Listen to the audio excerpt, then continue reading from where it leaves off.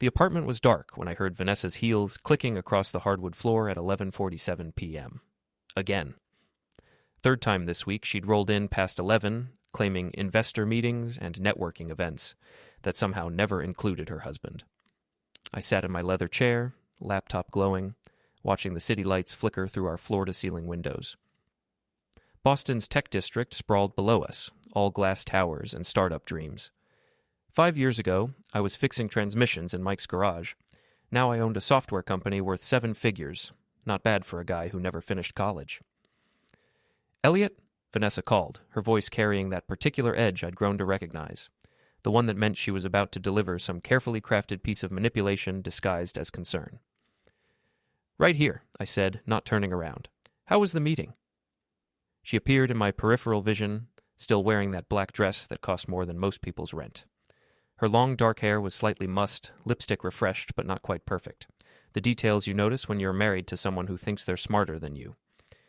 "We need to talk," she said, setting her purse down with deliberate precision. I finally turned to face her. "About what?"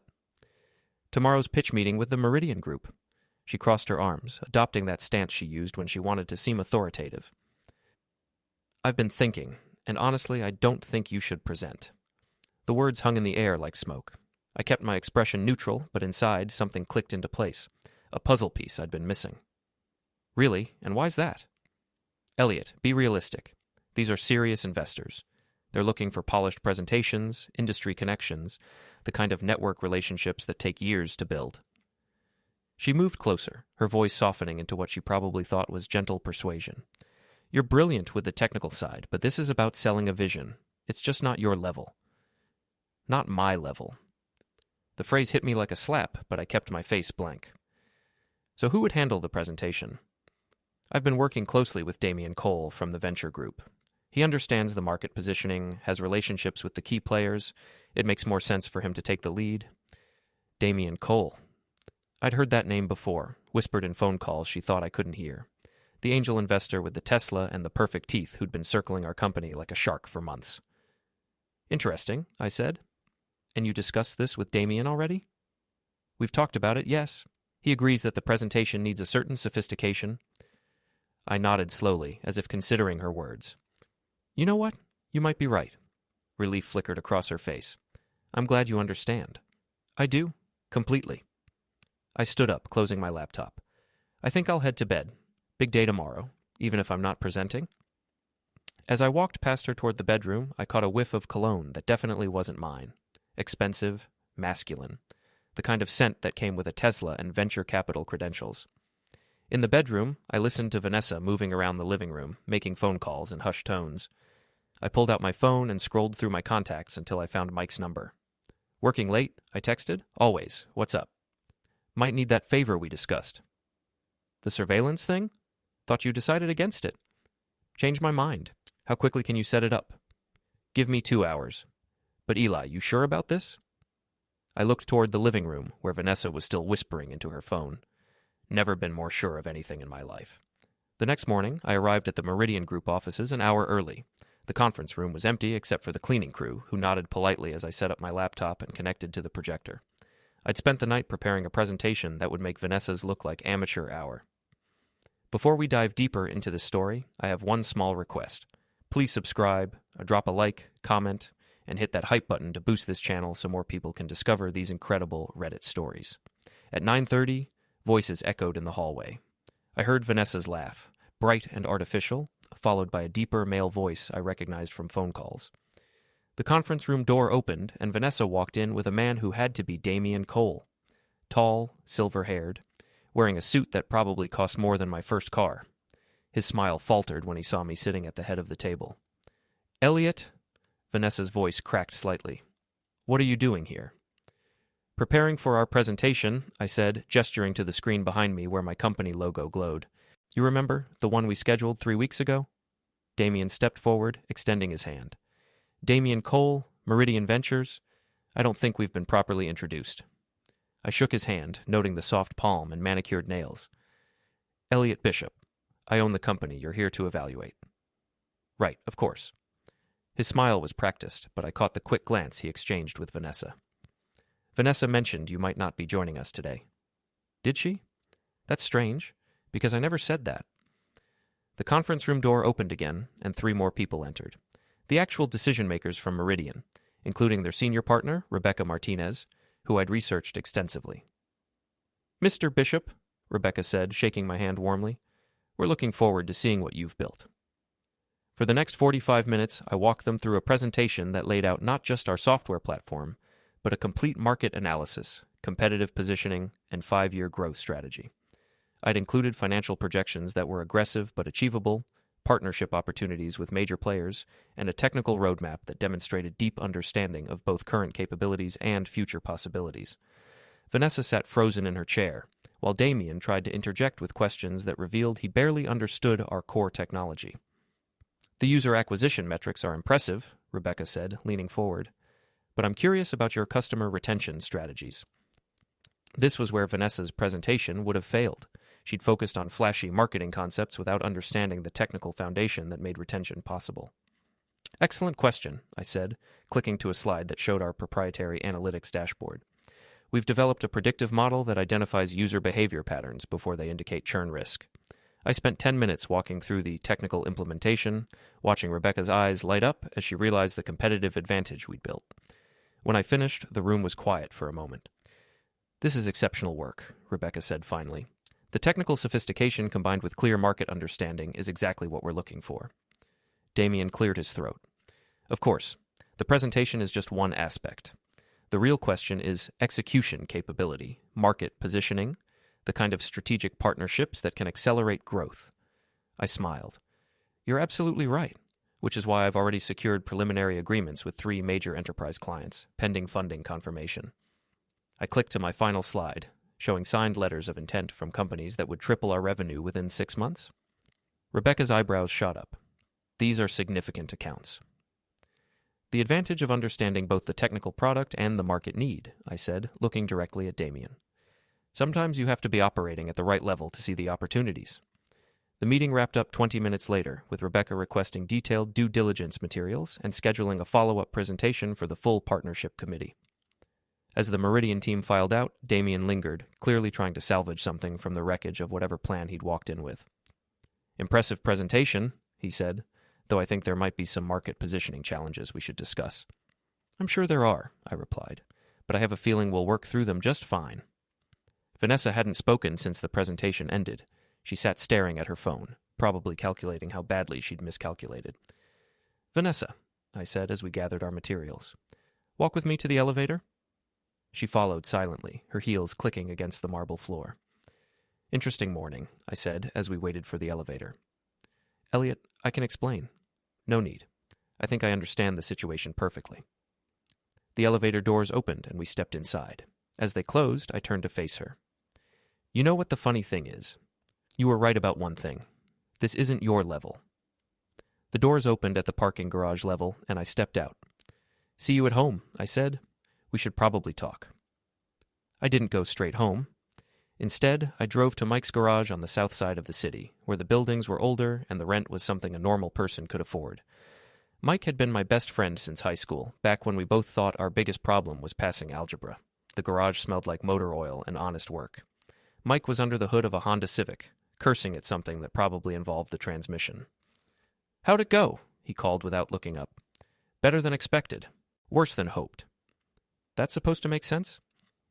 I grabbed 2 beers from the mini-fridge in his office and handed him one when he emerged, wiping his hands on a rag that had seen better decades. The presentation went perfectly. Vanessa's little scheme with her investor boyfriend crashed and burned. But now I know for sure what I suspected. She's been planning to push me out of my own company. Mike took a long drink and studied my face. "So, what's the plan?" I pulled out my phone and showed him a text message I'd received during the drive over. It was from a number I didn't recognize, but the content was clear enough. "Meeting tonight at Russo's. Come alone. We need to discuss the transition plan." "Transition plan?" Mike raised an eyebrow. Apparently, Damian and Vanessa have been working on a strategy to gradually shift control of the company. The presentation today was supposed to be my public failure, the beginning of the end. And instead? Instead, I just proved I'm indispensable, which means they'll have to try a different approach. Mike nodded slowly. "You want that surveillance equipment now?" "Yeah, but I want something else too." I spent the next hour explaining what I had in mind. Mike listened without interruption, occasionally nodding or asking a clarifying question. When I finished, he was quiet for a long moment. "You sure about this?" he asked finally. "They started this game. I'm just changing the rules." That evening, I arrived at Russo's bar 20 minutes early and chose a table in the back corner where I could see the entire room. The place was upscale enough for Damian's taste, but not so fancy that conversation would be impossible. Vanessa arrived first, looking nervous. She'd changed into jeans and a sweater, trying to appear casual, but I could see the tension in her shoulders. "Thanks for coming," she said, sliding into the seat across from me. "Wouldn't miss it." Damian appeared 5 minutes later, scanning the room before joining us. He'd traded his expensive suit for khakis and a polo shirt, but he still looked like he was worried about getting mugged. "Eliot," he said, extending his hand again. "Glad we could set up this informal chat." I didn't shake his hand this time. "Let's skip the pleasantries. What do you want?" Vanessa leaned forward. "We want to talk about the future of the company. Today's presentation was impressive, but there are bigger picture considerations." "Such as?" Damian pulled out a tablet and swiped to what looked like a business plan. "The Meridian partnership is just the beginning. With the right strategic guidance, your company could be worth $50 million within 2 years." "And you're offering strategic guidance?" "More than that. Full partnership. Vanessa would handle business development and investor relations. I'd manage strategic planning and market expansion, and you'd focus on what you do best, the technical side." I pretended to consider this. "What would the ownership structure look like?" "Equal three-way split," Vanessa said quickly. 33% each. "Interesting math," I said, "considering I currently own 80% of the company."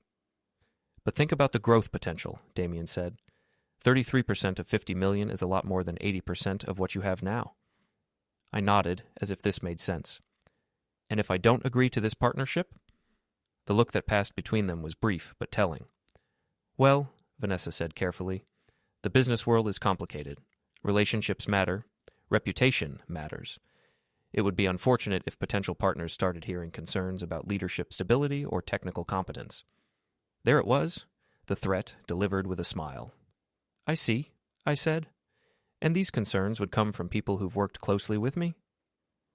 "Sometimes the people closest to a situation have the most valuable insights," Damian said.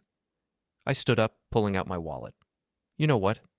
I think I need some time to consider this generous offer." "Of course," Vanessa said. "But don't take too long. Opportunities like this don't wait forever." I dropped a 20 on the table and walked out, feeling their eyes on my back. In the parking lot, I sat in my car for a few minutes, letting the anger settle into something colder and more useful. Then I pulled out my phone and sent a text message. "It's time. You have everything we discussed?" Mike's response came back immediately. "Ready when you are."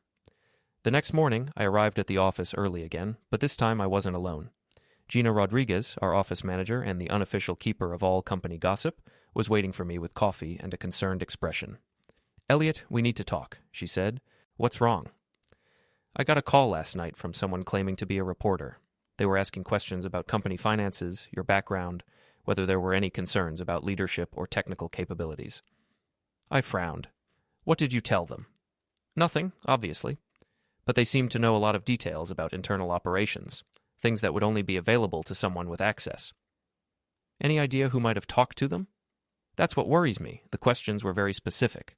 About the Meridian presentation, about your relationship with Vanessa, about whether there were any conflicts between technical and business leadership." I sat down heavily in my chair. "Gina, I need to ask you something, and I need you to be completely honest." "Okay." "Has anyone approached you about providing information about me or the company? Anyone offered to pay for insights or updates?" Her face flushed. "How did you know?" "Because it's what I would do if I wanted to destroy someone's reputation." "Who was it?" "Vanessa's friend Priya. She works in PR. Said she was helping develop a more professional company image. She offered me $500 for weekly updates on company operations, employee morale, your management style." "And?" "I told her I'd think about it. But Eliot, I would never actually do anything to hurt you or the company." I believed her. Gina had been with us since the beginning, when we were operating out of a shared workspace and eating ramen for lunch every day. "I know, but I need you to do something for me." I explained what I wanted, watching her eyes widen as she realized the scope of what Vanessa and her allies were planning. "They're really trying to force you out of your own company?" she asked. "They're trying. The question is whether we're going to let them succeed. By noon, the first phase was in motion. Gina had called Priya back, agreeing to provide information in exchange for the promised payment. But instead of real intelligence, she'd be feeding carefully crafted misinformation designed to make Vanessa and Damian overconfident about their position. Meanwhile, Mike had installed discreet recording equipment in my home office and the conference room at work. Everything was legal. I owned both spaces and had the right to record conversations that took place there. The trap was set. Now I just had to wait for them to walk into it. The call came at 2:30 p.m. on a Thursday. I was in my office reviewing code when Vanessa's voice crackled through my phone speaker, artificially bright and urgent. "Eliot, we have a problem. Rebecca Martinez wants to meet tomorrow morning, and she's bringing their entire investment committee." That's good news, isn't it? It would be, except Damian heard some concerning rumors. Apparently someone's been spreading stories about internal company conflicts, questions about leadership stability. I leaned back in my chair, watching the recording light blink on the device Mike had installed. What kind of stories? Nothing specific, but you know how these things work. Perception becomes reality in the investment world. We need to present a unified front. What do you suggest? Damian thinks it would be best if I took the lead on tomorrow's presentation. Show that we have strong business leadership, that there's no internal discord. And I would do what exactly? Technical support, answer any detailed questions about the platform architecture, but let me handle the business discussion. I was quiet for a long moment, letting her think I was considering it. "Vanessa, can I ask you something?" "Of course." "Do you think I'm stupid?" The question hung in the air. I could hear her breathing, calculating her response. "What do you mean?" "I mean, do you actually believe I don't know what you're doing?" Another pause. "Eliot, I think you're under a lot of stress. Maybe we should talk about this at home." "No, let's talk about it now. Let's talk about your meetings with Damian that have nothing to do with business. Let's talk about the reporter who called Gina asking questions that could only come from someone with inside access. Let's talk about your friend Priya trying to bribe my employees for information." Silence. "Let's talk about the transition plan you discussed at Russo's last week." When she finally spoke, her voice was different, colder. "You were recording us?" "I didn't need to. You weren't exactly subtle." "Eliot, you're making a mistake. You need partners in this business. You can't do everything alone." "You're right. I do need partners. But I need partners who aren't trying to steal my company." I hung up and immediately called Mike. "It's happening," I said. "How quickly can you get here?" 20 minutes. "You sure about the timing?" "They're going to move fast now. Tonight, probably." I was right. At 6:15 p.m., my building's security desk called to say I had visitors. Vanessa and Damian asking to come up. "Send them up," I said. I'd spent the afternoon preparing. The recording equipment was active, my laptop was loaded with evidence I'd been gathering for weeks, and Mike was positioned in the parking garage with a clear view of the building entrance. They knocked on my door at 6:22 p.m. "Come in," I called. "It's open." Vanessa entered first, followed by Damian and a third person I didn't recognize. A woman in her 40s, carrying a briefcase and wearing the kind of expression that suggested she was used to delivering bad news. "Eliot," Vanessa said, "this is Janet Morrison. She's an attorney specializing in business partnerships and corporate restructuring." "How thoughtful of you to bring legal counsel to our home." Janet stepped forward. "Mr. Bishop, I understand there have been some disagreements about the direction of your company. We're here to discuss a resolution that benefits everyone." "I'm listening." She opened her briefcase and pulled out a thick document. "This is a partnership agreement that formalizes the collaborative relationship we discussed. It includes provisions for shared decision-making, profit distribution, and operational responsibilities." I took the document and flipped through it quickly. It was exactly what I'd expected. A legal framework for pushing me out of operational control while keeping me around as a technical figurehead. "This is interesting," I said. "But I'm curious about something. Janet, who's paying your fee for this consultation?" "That's been handled by Mr. Cole's investment group." "I see. And Damian, this investment group, do they typically acquire companies by convincing founders to sign away control?" "This isn't an acquisition," he said. "It's a partnership designed to maximize value for everyone involved." "Including your personal relationship with my wife?" The room went very quiet. "I'm not sure what you're implying," Damian said carefully. I walked over to my laptop and clicked on a folder labeled Evidence, the screen filled with photographs, text message screenshots, and financial records. "I'm implying that you've been having an affair with Vanessa for 6 months, that you've been using that relationship to gain inside information about my company, and that this entire partnership proposal is a scheme to steal a business worth millions of dollars. Janet looked uncomfortable. Mr. Bishop, perhaps we should focus on the business aspects of this discussion. Oh, let's definitely focus on business, I said, clicking to a new screen. Let's talk about how Damian's investment group has a pattern of acquiring small tech companies through exactly this kind of manipulation. Let's talk about the 3 founders who ended up with nothing after signing similar partnership agreements. Damian's face had gone pale. Where did you get that information? Same place I got these, I said, clicking to show bank records. Interesting how your personal account shows regular transfers to an LLC that's been paying for Vanessa's new wardrobe and that expensive apartment she thinks I don't know about. Vanessa finally spoke. Eliot, you're being paranoid. Those records don't prove anything. You're right, they don't prove anything, but they do establish a pattern. And when I combine them with the recordings from your planning sessions, the evidence of attempted bribery, and the documentation of your systematic campaign to undermine my reputation, they paint a pretty clear picture. I turned to Janet. As an attorney, what would you call a scheme to defraud someone of their business assets through manipulation and false pretenses? She was already closing her briefcase. I think I need to reconsider my involvement in this matter. Probably wise, I said. After Janet left, the room felt smaller. Damian was staring at his phone, probably calculating how much of his plan was now worthless. Vanessa was looking at me like she was seeing me clearly for the first time. So, what happens now? She asked. Now you have a choice, I said. You can walk away quietly, sign a simple divorce agreement, and disappear from my business and my life. Or you can keep fighting, and I can make everything I've discovered public. You wouldn't do that. I smiled. Vanessa, you spent months assuming I was too stupid to see what you were doing. You might want to reconsider how well you understand what I'm willing to do. Damian stood up abruptly. This is extortion. No, this is consequences. Extortion would be if I demanded money. I'm not asking for anything except for you to leave me alone. And if we refuse? I clicked to a new screen on my laptop, showing an email draft addressed to Rebecca Martinez and the entire Meridian Investment Committee. Then tomorrow morning, Rebecca gets a detailed report about her potential business partner's ethics and judgment, along with documentation that might interest the SEC about your investment group's acquisition practices. The room was silent for a long moment. You have until tomorrow at 9 a.m. to decide, I said. The meeting with Meridian is at 10. I'll be there either way, but whether you are depends on your choice. They left without another word. I didn't sleep much that night. Instead, I sat in my home office, going through financial records and legal documents, preparing for every possible scenario. At 3 a.m., I got a text from Mike.